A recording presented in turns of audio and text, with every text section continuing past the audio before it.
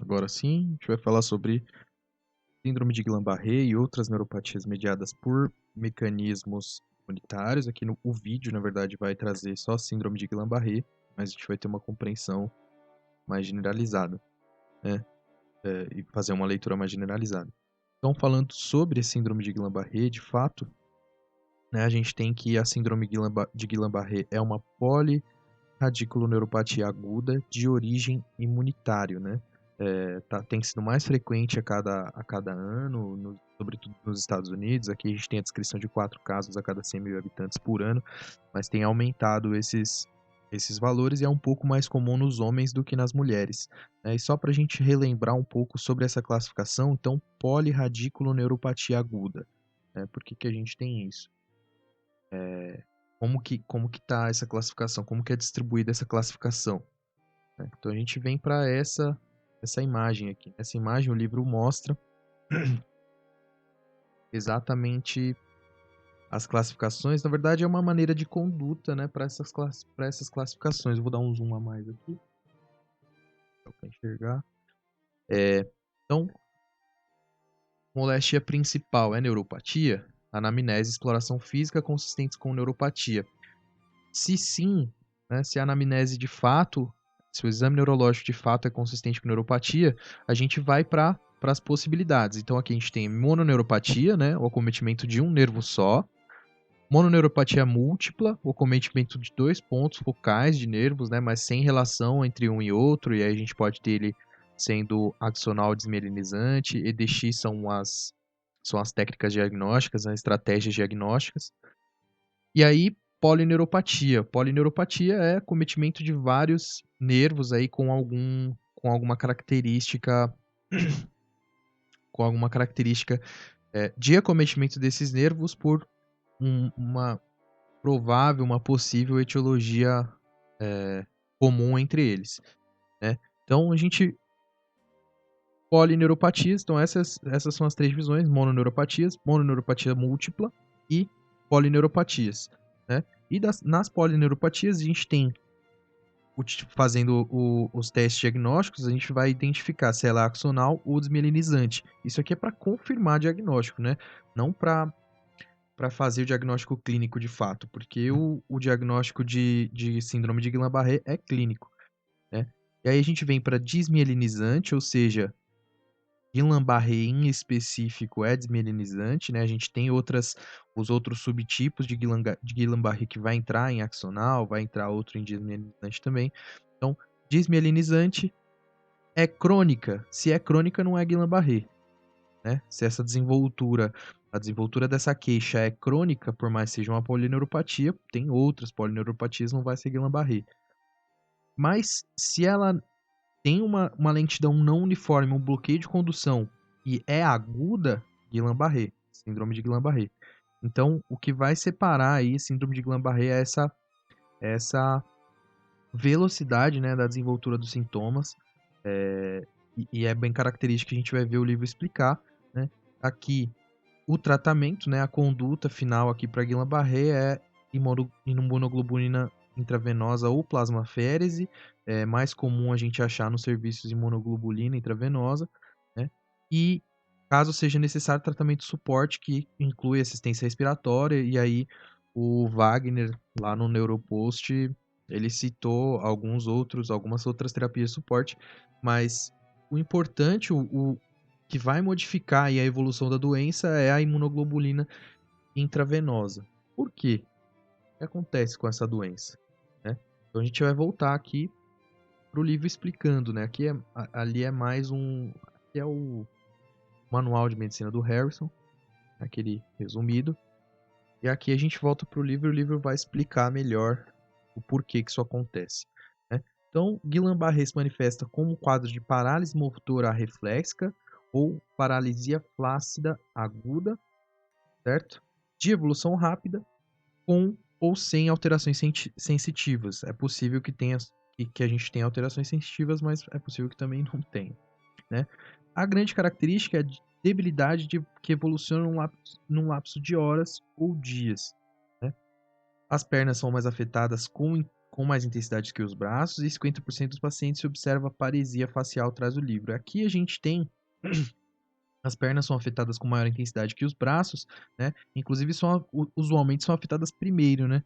Então, se a gente observar aí uma possibilidade diagnóstica clínica de Guillain-Barré comum, apresentação mais típica da doença, é uma afecção de primeiro pernas e depois braços, né? E a gente vai ter aquela descrição de bota e luva, que é uma afecção das pernas até mais ou menos a altura dos joelhos, né? Com fraqueza, dificuldade de caminhar,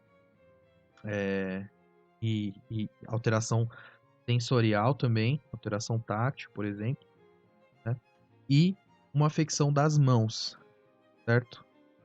Com as mesmas características, né? Uma fraqueza nas mãos, não tem movimento repetitivo, não tem nada disso, não tem movimento espástico, é só uma fraqueza e uma paresia de mãos também, né?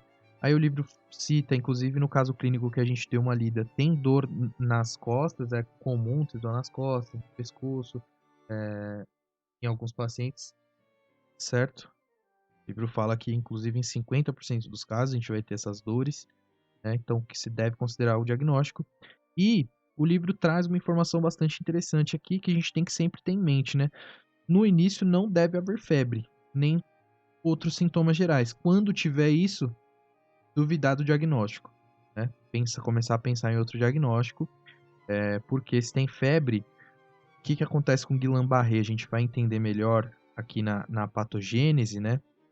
Onde a gente tem antecedentes, mas o que acontece com Guillain-Barré basicamente? A gente tem, ó, uma infecção prévia, né, um acometimento prévio, usualmente infecção por Campylobacter jejuni, mas podem ser outras também, podem ser outros agentes infecciosos também. E aí o que a gente tem? Essa infecção desencadeia uma reação imune, e aqui a gente está vendo antígeno, isso aqui é inclusive é bom eu lembrar que isso aqui existe. Isso aqui é um artigo científico da New England, do Dr. Yuki, né, Nobuhiro Yuki, e aparentemente ele faz uma revisão bastante interessante. E aí ele traz aqui essa imagem que eu achei bem legal da gente entender, né? Então, a gente tem uma reação imune, essa reação imune faz com que os plasmocitos do nosso organismo, os plasmocitos normais, produzam anticorpos, né, contra a bactéria, porém, na bactéria, a gente já tem algumas estruturas muito parecidas, umas estruturas antigênicas muito parecidas com estruturas antigênicas que a gente tem na mielina ou no axônio, né? Então, a gente pode ter essa doença sendo desmielinizante, né? Comendo aqui a mielina, ou pode ser uma doença axonal, né? Ferindo diretamente o axônio, e aqui o axônio está demonstrando aqui um antígeno, e aí a gente tem um anticorpo se ligando ao axônio aqui, vai produzir, opsonizando, né, o axônio, além de produzir dano direto, vai opsonizar o axônio, e depois vai vir um macrófago que vai começar a destruir esse axônio. E neste caso aqui, a gente tem o anticorpo opsonizando a bainha de mielina, né? E o macrófago vai vir também a mesma coisa, né? Ele opsonizou a bainha de mielina, a gente vai ter macrófago atacando a bainha de mielina aqui também. Então, não é necessariamente anticorpo globulina, né? Gama globulina. Pode ser também ativação do complemento. A gente pode ter ativação do complemento na mielina e ativação do complemento no axônio em si, mas os dois vão fazer a mesma coisa, né? Os dois vão chamar aí os macrófagos vão vir e destruir essas estruturas. Tanto a mielina quanto o axônio, e a gente vai ter algumas diferenças na apresentação dos pacientes que tiveram os axônios destruídos e que tiveram a mielina destruída. Aí o livro traz uma informação bastante importante que geralmente o quadro piora até 4 semanas do início, mas depois ele para de avançar. Então, se a gente tiver um quadro que é crônico, um quadro que continua avançando depois que a gente teve se desenvolveu a hipótese diagnóstica com 2 semanas de evolução de quadro, você desenvolveu a hipótese diagnóstica de Guillain-Barré, e esse quadro avança por mais 3, tá somando 5 semanas, ele continua avançando, demonstrando mais piora. Não é Guillain-Barré, é outra coisa, né?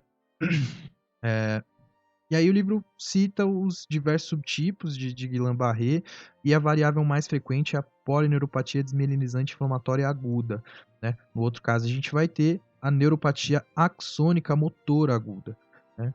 Que são as duas variantes mais comuns, né? A mais comum é a polineuropatia desmielinizante inflamatória aguda, né? Mas essa segunda mais comum é a neuropatia axônica motora aguda. E aqui eu trouxe as duas num quadro aqui descrevendo, né? Então o livro descreve a polineuropatia desmielinizante aguda, a AIDP, e essa AIDP a gente vai ter anticorpos específicos, né, de tipo IgG, anti-GM1, que é uma proteína que é demonstrada na mielina, né, na bainha de mielina. Então a gente vai ter uma doença desmielinizante e o ataque inicial vai ser na superfície das células de Schwann. Na neuropatia axônica motora aguda, a gente tem anticorpos anti-GD1, né?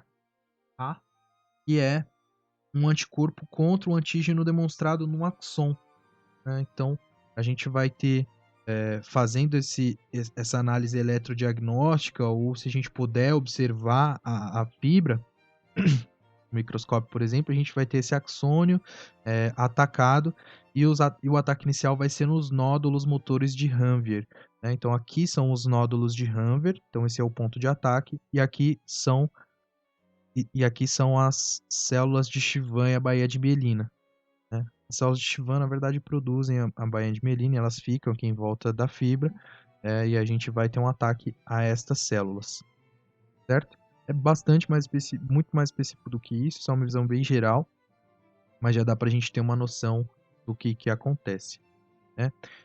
E antecedentes, isso é muito importante também.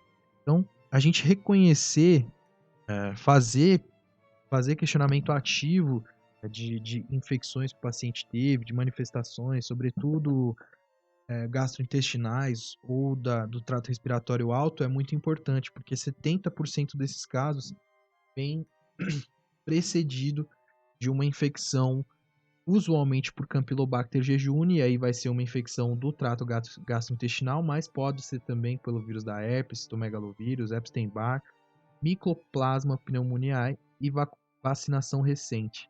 O livro fala que, inclusive, tem uma história dos Estados Unidos onde começou a ser disseminada a vacina contra a influenza porcina, né? H1N1, se não me engano. Influenza porcina, do porco. Não, na verdade, houve um incômodo em relação a H1N1, né? Pensando que a gente podia ter um aumento dos casos de Guillain-Barré, mas não foi o caso. Então, depois da vacina, o que aconteceu? Esse organismo começou a produzir imunoglobulinas, porque a vacina estimulou ele a produzir imunoglobulinas, e elas deveriam ser específicas para aquele tipo de infecção. Porém, essas imunoglobulinas produzidas, elas também começaram a identificar como antígeno não natural a bainha de mielina e os nódulos de Ranvier nos axons. E aí a gente teve a apresentação de síndrome de Guillain-Barré desmielinizante ou axônico por essa produção. O que me preocupa, eu acho que é algo a se pensar sobre, em qualquer vacina, né? Qualquer vacina que vai ser produzida ou distribuída, por exemplo, agora a gente vai ter, talvez agora no final do ano, a distribuição da vacina para o coronavírus. E no próximo ano também, mais desenvoltura de vacinas, no próximo ano só vai se falar disso. E aí é algo a se levar em conta, né? É algo a se levar em conta, a produção de Guillain-Barré depois da aplicação dessa vacina, sobretudo pensando que Guillain-Barré pode acontecer 4, 5 semanas depois da infecção, né? O livro traz 1 a 3 semanas, mas o Neuropost mencionou casos em que houveram 4, 5 semanas, e isso aqui não é matemática. E aí a gente vai ter uma distribuição massiva das vacinas, né? E todo mundo usando vacina. E aí, depois de 4, 5 semanas, é possível que isso aconteça. Eu imagino que é algo que os desenvolvedores de vacina já estão considerando e não vão deixar acontecer, mas nem todo mundo participou do estudo de desenvoltura da vacina, né? Então, é possível que aumente a incidência de síndrome de Guillain-Barré, né?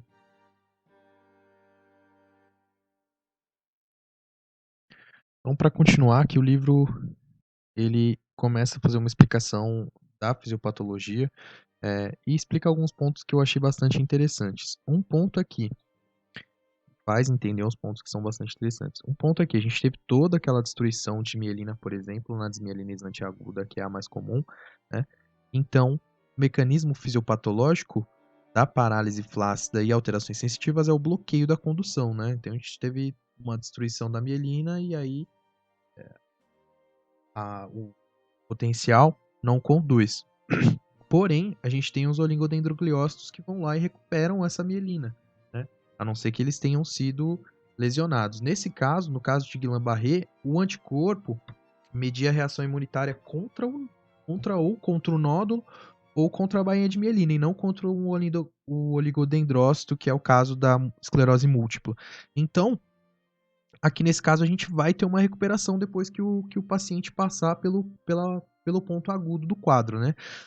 Porém, isso não dá não dá a opção da gente não diagnosticar a doença, porque em alguns casos não recupera, né, sobretudo se for axonal, por exemplo, né, então em alguns casos não recupera, o paciente tem perdas graves, sequelas graves. Em outros casos ela pode chegar à morte, porque a gente tem essa disfunção acontecendo por exemplo, na inervação que controla a respiração, que produz a respiração, no diafragma, por exemplo, né, nervo frênico, a gente vai ter uma disfunção da capacidade respiratória desse paciente até que ele chegue a óbito, né? Então, é interessante ter isso em mente. O tratamento vai acelerar a melhora e vai impedir uma progressão sequelosa, né? E uma progressão mortal.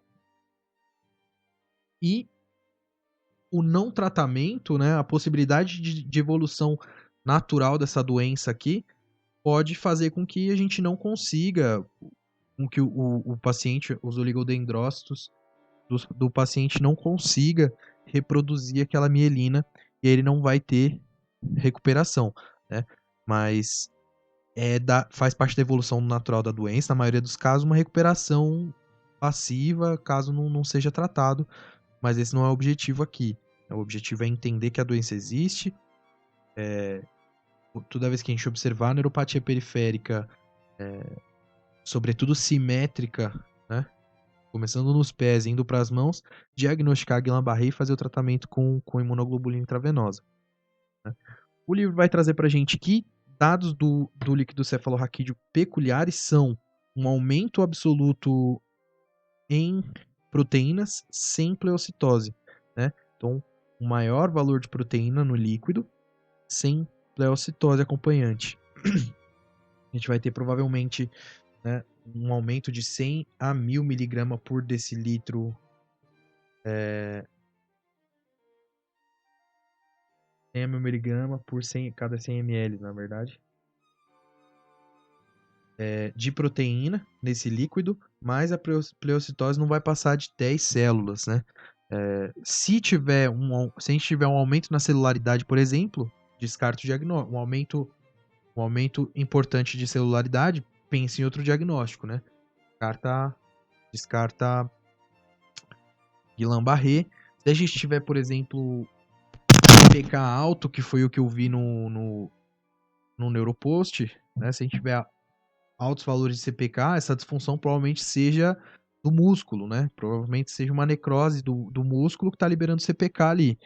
Então, esses valores, né, os índices hematimétricos e o hemograma completo é bastante importante também para a gente poder confirmar diagnóstico ou descartar com alguns critériozinhos de exclusão, né? Ó, aqui, ó, critérios de exclusão, o livro fala, né?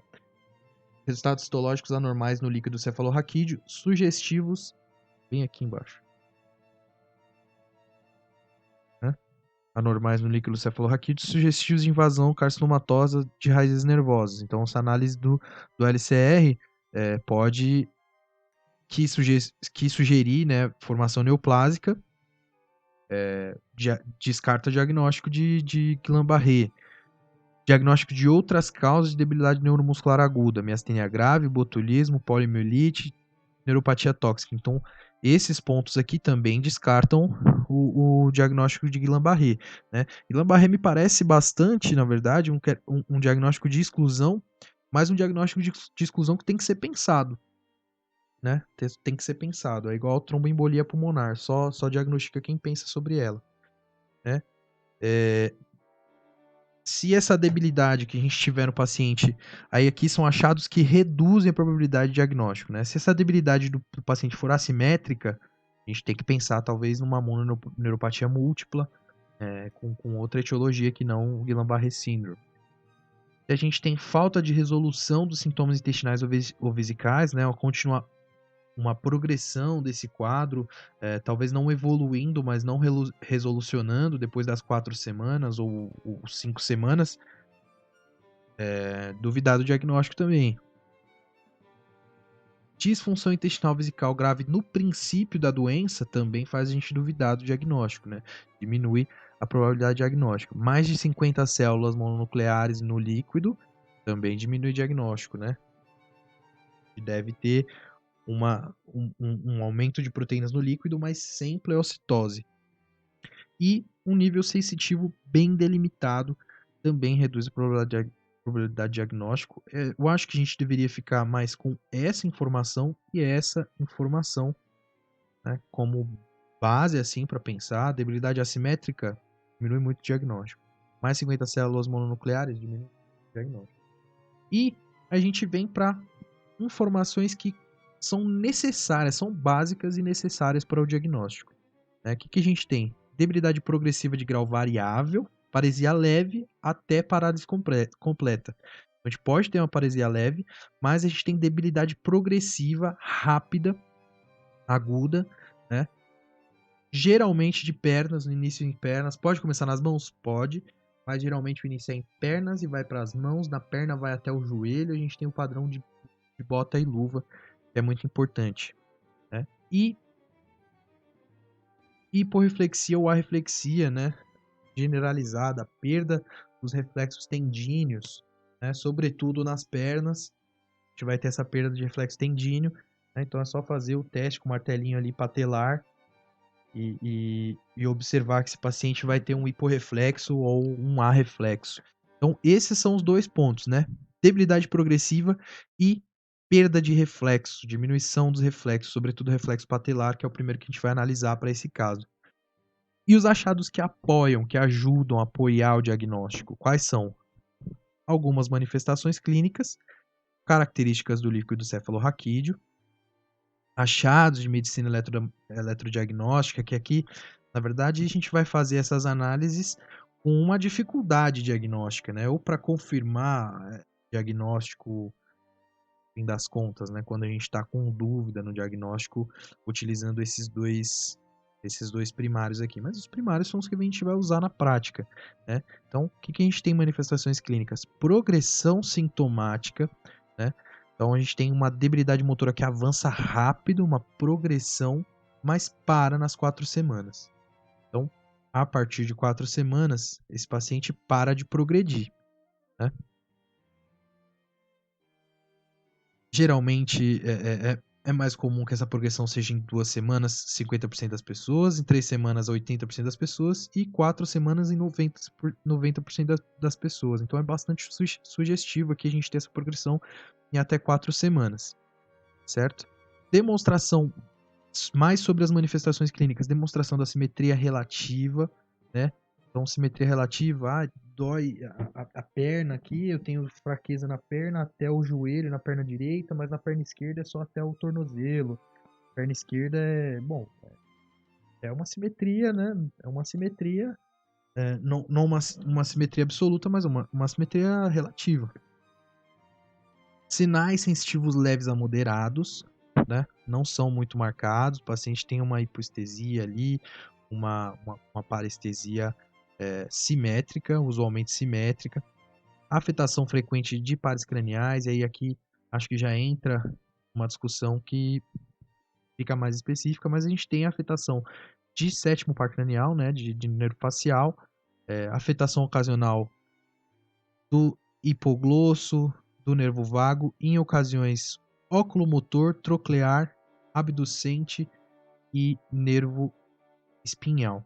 Mas talvez a gente tenha que ter um foco maior aqui em afetação de sétimo par cranial, mas usar a síndrome, toda a síndrome clínica, né? O paciente tiver só uma afetação do par cranial e mais nada, né? Nenhuma outra manifestação, não tem a progressão sintomática de 4 semanas, não tem demonstração de simetria relativa, não tem afetação de membro inferior.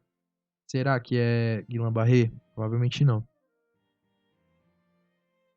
A recuperação começa 2 a 4 semanas depois do fim, né, dessa fase de progressão, né, do fim da fase em que a gente teve ali uma meseta, né?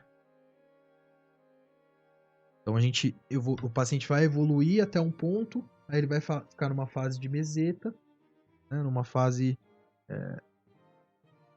ali de umbral em que ele não desce nem diminui, e depois ele começa, depois de 2 a 4 semanas dessa fase, ele começa a melhorar, bastante indicativo. Disfunção autônoma a gente pode ter em alguns casos e é frequente alguma doença precedente gastrointestinal, né? Bastante importante a gente ter isso em conta e fazer esse questionamento ativo. Teve alguma infecção, algum incômodo, né, no estômago, alguma infecção de aérea, se teve pápula na boca, né, citomegalovírus ou Epstein-Barr. Bastante importante a gente fazer essas diferenciações. E as características do líquido cefalorraquídeo que apoiam o diagnóstico, quais são? Aumento de proteína no líquor e com um conteúdo celular abaixo de 10 células mononucleares, né? Isso aqui é bastante sugestivo, né? Um aumento de proteína no líquido, no líquor e uma diminuição, uma contagem nuclear de célula baixa, né? Menos que 10 células mononucleares por milímetro cúbico. Quando a gente tiver mais de 50 células, está reduzindo a probabilidade de diagnóstico. Talvez a gente deva pensar em alguma outra coisa. Da mesma maneira que quando a gente tem febre, a etiologia provavelmente deve ser outra, né? Febre junto com a apresentação da doença provavelmente vai ser outra. Tem que pensar em alguma coisa com agente infeccioso, agudo ali, talvez uma meningite, né? Então, e aí o livro fala, né? O diagnóstico é uma entidade descriptiva. A gente vai fazer o diagnóstico com base nos achados clínicos, uma entidade descritiva. Né? Então, esse diagnóstico vai ser com base nos achados clínicos, a gente tem que entender a história do paciente, é bastante importante uma anamnese bem feita, entender como que é o padrão de achado sensitivo e motor, lembrando que é uma neuropatia periférica, né? Quando a gente tem afecção do nervo periférico, a gente tem achado sensitivo e motor, né? Pode ser só motor, pode ser só sensitivo, pode, mas com frequência a gente tem achado sensitivo e motor. Quando for só motor ou quando for só sensitivo, a gente vai usar mais testes de apoio diagnóstico, mais teste complementar de apoio diagnóstico, mas debilidade progressiva simétrica, começando com os pés ali, depois subindo para as pernas, depois vindo para as mãos, é importantíssimo a gente pensar em Guillain-Barré. E embaixo aqui, eu acho que o livro vai trazer, se ele não trouxer, eu vou procurar um quadro. Aqui ele não trouxe, né? Que é a estratificação de risco para a gente entender o prognóstico desses pacientes. Eu vou trazer aqui um quadro. Então, só para finalizar, de fato, eu trouxe aqui esse pedacinho da apresentação do Ronison lá do Neuropost sobre Guillain-Barré, sobre paralisia flácida aguda, que está mostrando o score, né? Então, na verdade, tem uma tabela de quantificação aqui do score, de formação, né, desse score, dessa pontuação. Então, qual que é? Vou tornar aqui um pouquinho o vídeo pra gente ver a pontuação. Os pacientes devem tratar. A maneira que é organizado o tratamento.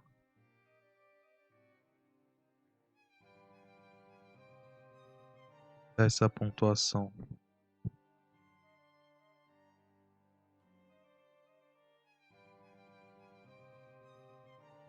Tá aqui. Deixa eu dar uma olhada aqui e já volto com... Não, tá certo. O score é exatamente esse aqui mesmo. Né? Então, como é que a gente pontua? Então, um paciente que a gente diagnosticou com Guillain-Barré Syndrome, mas está assintomático, o score é 0. Se ele tem sintomas leves, mas é capaz de correr, a pontuação é 1. Se ele anda 10 metros sem ajuda, mas não consegue correr, a pontuação é 2. Se ele anda 10 metros, mas precisa de ajuda para andar esses 10 metros, a pontuação é 3. Se ele está restrito ao leito ou cadeira de rodas, a pontuação é 4. Lembrando que isso aqui é 4 semanas. Se ele está precisando de suporte ventilatório em alguma parte do dia, a pontuação é 5. E se ele chegar a óbito, a pontuação é 6. Então a gente tem um score de 0 até 6, né? E que ajuda a gente a estabelecer o tratamento, na verdade. Então, para um score 0 e 1... Ah, meu mouse não mostra na tela. Para um score 0 e 1... Vou mostrar.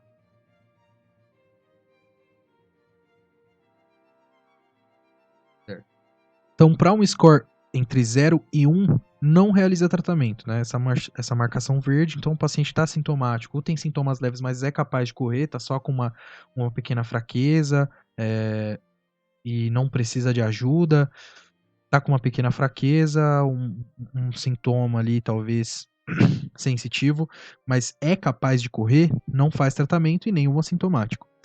No paciente 2 aqui, de score 2, que anda 10 metros sem ajuda, mas não consegue correr, nesse já é eletivo o tratamento, né? Pode-se fazer tratamento, inclusive o Ronison sugere que seja feito o tratamento. Então, nesse paciente aqui, a gente vai fazer tratamento com imunoglobulina intravenosa ou plasmaférese e provavelmente dando prioridade para imunoglobulina intravenosa, porque é mais disponível, né? Disponível em mais serviços.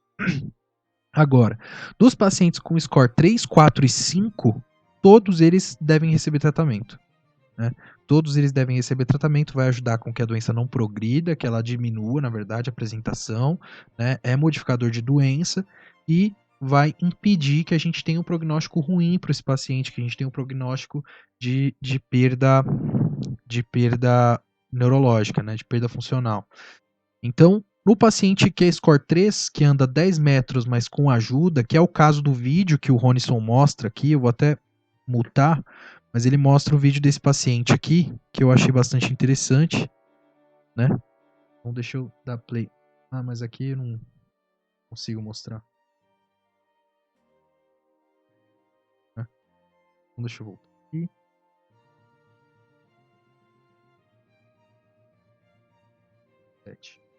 Certo. Então, nesse paciente aqui, olha, a gente vê que é um paciente que tem debilidade proximal e distal, né? E tá usando apoio na cadeira, né? Esse apoio na cadeira que demonstra claramente que ele precisa de ajuda para caminhar muito menos de 10 metros, né? A gente vê que a mão dele tá meio boba aqui, meio solto, ou seja, ele tem uma afecção nas mãos também. Pelo que o Ronison conta, ele não chegou a ver esse paciente aí, só conseguiu ver esse vídeo. O paciente vai tentar pegar algo aqui, ele tem bastante dificuldade em fazer isso, né? Bastante dificuldade em levar a outra mão também para esse mesmo objeto. E a dificuldade para andar é muito nítida, muito clara, né? Então, esse paciente aí é o paciente que a gente vai tratar, né? Esse paciente aqui, ele tá no score 3, certo? Então, ele está classificado nesse score 3, anda 10 metros com ajuda, ele não está restrito ao leito na cadeira de rodas, que seria o 4, e nem precisando de suporte ventilatório em alguma parte do dia, que seria o grau 5. Isso, dá para saber pelo vídeo? Não dá para saber pelo vídeo, né? O cara explicou. Mas ele precisa de ajuda para andar 10 metros, anda com bastante dificuldade. Obviamente não vai correr e obviamente não é assintomático. Então é um score 3 de incapacidade. E aí, no score 3 de incapacidade, a gente precisa fazer o tratamento com imunoglobulina ou plasmaférese, né? E só para mostrar aqui, além de ter mostrado aquilo,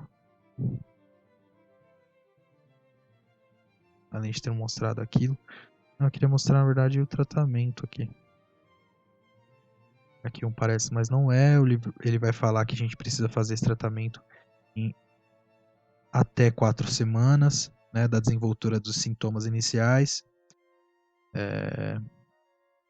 E bom, o tratamento é plasmafere aqui em relação àquele score, né? Então em relação a aqui não me parece que é o mesmo score, porque aqui a gente tem o score 7, né, e o score 6 já era morte ali, mas ele está demonstrando aqui avaliação prognóstica de síndrome de Guillain-Barré, né? Então as pontuações, o paciente ali nosso tinha um grau, era o paciente 3, 3,5, e ele entrava aqui nessa pontuação. Tem um quadro aqui que eu tenho certeza que é só sobre a pontuação, mas não estou conseguindo encontrar esse quadro, o que é uma pena, né?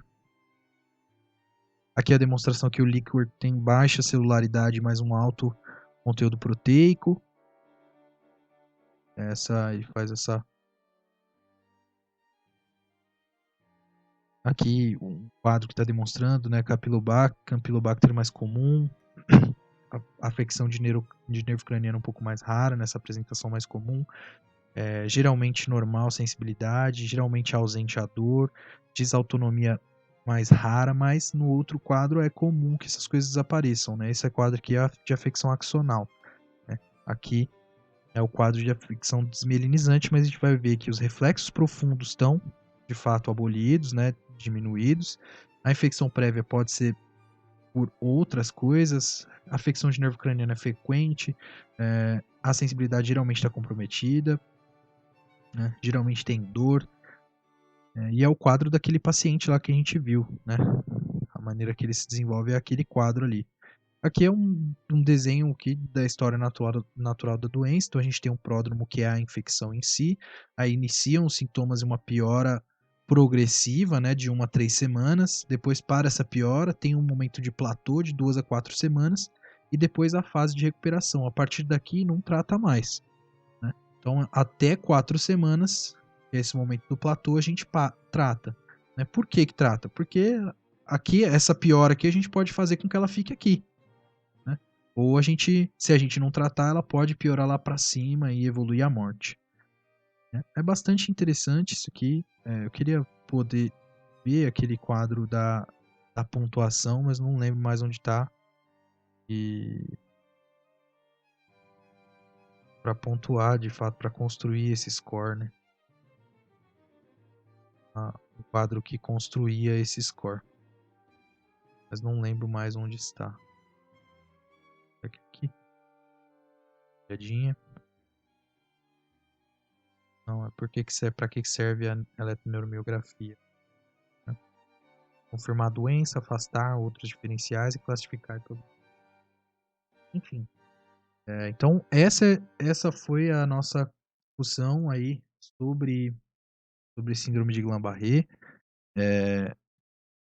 É um diagnóstico que tem que levar em conta e ter em mente, né, quais são as duas afecções necessárias para o diagnóstico. Debilidade progressiva de grau variável, paralisia leve ou completa ou moderada, e hiporreflexia ou arreflexia generalizadas. Esses são os achados mais relevantes para a gente poder diagnosticar a Guillain-Barré.